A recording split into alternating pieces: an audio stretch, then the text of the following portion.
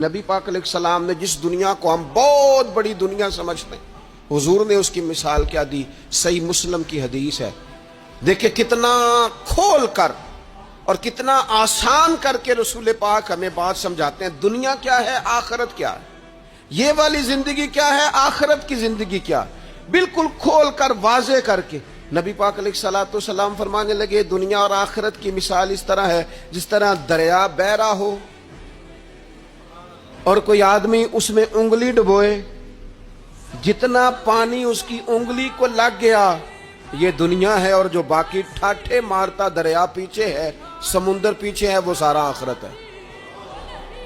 یہ اتنی سی دنیا ہے، یہ صحیح مسلم میں موجود ہے۔ اتنی سی دنیا کے لیے اتنے پاپڑ بیلنا، اتنی سی دنیا کے لیے اتنے ظلم کرنا، اتنی سی دنیا کے لیے اتنے حق ضائع کرنا، اتنی سی دنیا کے لیے اتنے لوگوں کے دل توڑنا، اتنے حقوق پہ ڈھاکہ ڈالنا، اتنا جبر کرنا، لوگوں کا مال کھانا،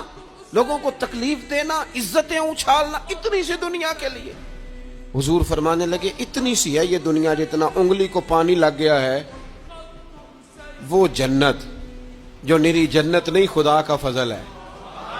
جو اللہ کی عطا ہے اپنے بندوں کے لیے۔ میرے کریم فرمانے لگے اس جنت میں وہ نعمتیں ہیں نہ کسی آنکھ نے دیکھی، نہ کسی کان نے سنی، نہ تمہارے دل پر کبھی خیال ہی گزرا ہوگا کہ ہمارا رب ہمیں یہ عطا فرمانے والا ہے۔